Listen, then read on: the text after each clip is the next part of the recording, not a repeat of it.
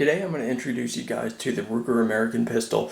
If you can see this pistol as it has a lot of very appealing looks to it, and it also looks very aggressive. This was intended to go through the military trials for the new Joint Combat Pistol, and you can see that they have a lot of pride in their product. They worked very hard to develop a very sturdy and very well-built product with some very interesting features that actually attracted me to this pistol. So let's go ahead and discuss things. First off is looks. If you see here, you can see they put a lot of good detail into the slide serrations alone.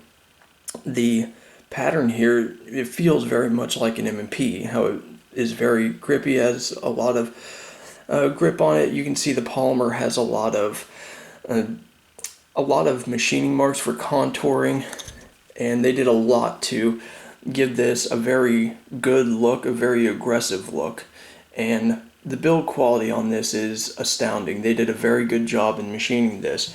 The sights are a Novak sight, which is very interesting. I would think they would want to go with something that has one-handed manipulation, but either way it does give you a good sight radius. But that being said, I still prefer being able to rack the slide one-handed, but that's okay. We can deal with that. I have other ways to manipulate the slide. So the next thing I want to talk about is the feel of it. Now, this thing comes with 3 different back straps. I have the small on right now, and then it comes stock with the medium, and then you have a large. It has a set screw right here, an Allen key, and it comes with one, just a little quarter turn, and you can pull this thing down and rotate it out, kind of like an AK mag.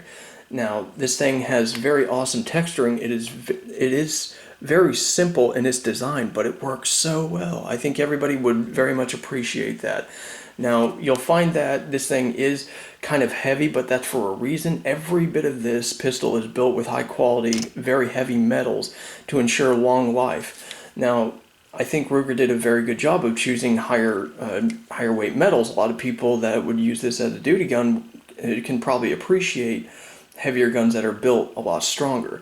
So with that, I want to talk about the pointing on this gun. It is, I wouldn't say it's completely natural. It does take its own, it does take time to get into learning this pistol on its own grip angle, but it is very easy to get used to, and it does point very well. Once you get the hang of it, it points very naturally, but pretty much every pistol does, so that's really not bragging too much. But I've swapped back and forth between a lot of pistols, and I do like how easy it is to point this pistol in general, and really changing out the grips can have a big difference with that. So now let's go ahead and talk about the controls. You can see that it's very much like the FN style pistols, a double ambidextrous slide stop, and it's very low profile, as you can see, very low profile. It doesn't snag too much. I have the magazine, so it doesn't really do much justice. It locks back pretty good, but it seems like there's very little real estate, like it's supposed to be used as a slide release as well. Now, that might be on purpose, it may not be, but just like the FN pistols, it does have a little gap right here on the ambidextrous slide stop. It's almost like it's just a basic idea to let you be able to actuate it without it having any actual function. The next thing is it just has a breakdown lever right here. Now, the interesting thing about this lever is it has its own safety in it, but we'll get to that. Also, it has a ambidextrous mag release, which is really cool. It is out of the way, and it has these little bumps here to prevent you from accidentally actuating it. You do have to make a conscious effort to actuate it, and it's very much like the XD, which is really awesome. They took a lot of lessons from other pistols, but they gave their own little design to it. It's a very excellent thing to do. Now, this isn't control, but it does come with a Picatinny rail. This polymer is very sturdy, and I very much appreciate that. And now let's talk about a controversial part, the trigger. The trigger itself is very much like an M&P, but also kind of has the contours of an Apex trigger. And I think they did very well, a very good job of going to a wide trigger. I think that is very smart. This thing conceals all the way in the middle, and it's very much like an M&P, how it has that stop right there. I really like how they put all these little details into this pistol to make it a very awesome little design. But I want to show you the safety feature that I actually enjoy with this pistol. You lock it back, just like an M&P, a SIG, or whatever. You try to go ahead and take it down. If you have a magazine in, you can't do it. As a safety feature, very much like the VP9 and I believe the 320. SIG P320 has the same design in it. I don't remember quite sure, but you can see it snaps into place when it is good to go. And I'll get to this mark in a second, but you don't have to pull the trigger to disassemble it. That's also a very big feature for a lot of people. They don't want to have to pull the trigger in order to disassemble it. And that's on you to decide. So let's talk about the internals. I'm going to give you guys a close-up of the internals. I don't think anybody really does good enough of doing that.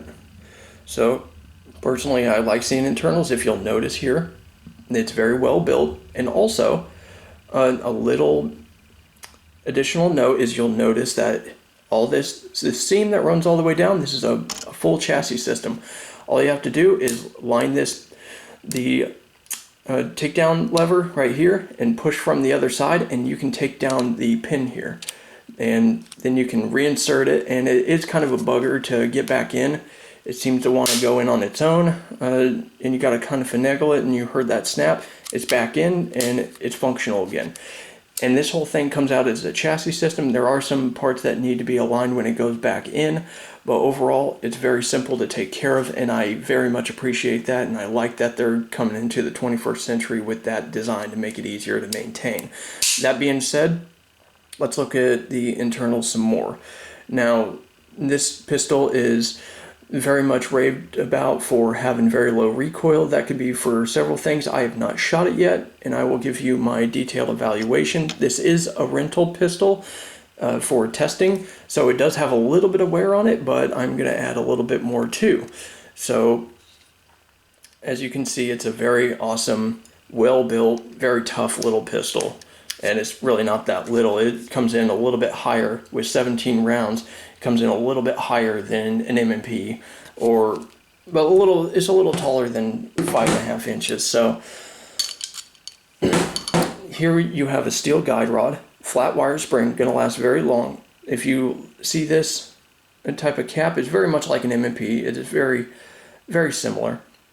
And then you have an Allen key right here. I'm pretty sure this is to go ahead and loosen it up and replace the spring and to save parts, but I'm not sure. I'm not completely sure about it, but I'll get more information from Ruger if I can. So let's go ahead and talk about the barrel. The barrel, I would say, is the only part of the pistol that kind of has a lame machining, if you will. That's really the only way I can describe it. It's very lame machining, like they didn't finish it. It still has a very rough finish on it, not like it's causing any problems, but it's a rough finish. They didn't polish it or anything. The feed ramp is polished, but for the most part they didn't do anything special with it. If you notice there, that is the rifling, and I'm glad my camera is working to keep focus on that. And yes, it is a little dirty, but if you take your finger here and swipe it, it does pretty well at cleaning itself off. So that's done. Let's go ahead and look at the slide.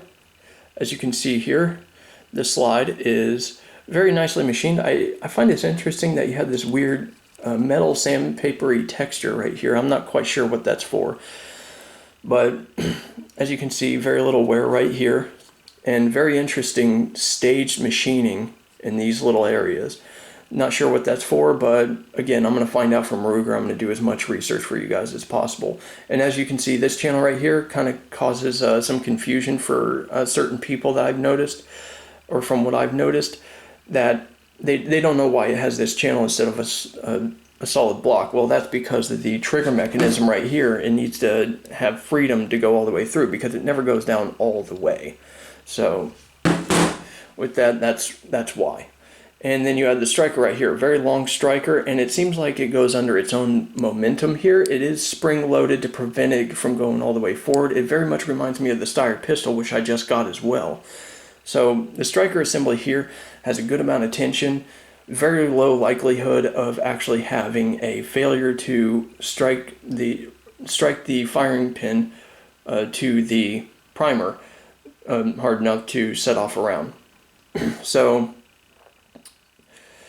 there's the breech face, and that's pretty much it. There's not much more than that. It's just a very well built pistol, a very thick slide, very thick components, and I do really like the way that this thing is built, and I'm going to go ahead and start shooting this pistol, and I'm going to give you guys my final review before I return it. I've got this for 30 days, so I am under the clock, and I have to delay my PO7 10,000 round push, and also I have to go ahead and put off the Steyr project until a little later, until I can finish this, but it's no problem. I like this pistol, and I think it's very good to get a little bit more attention to it.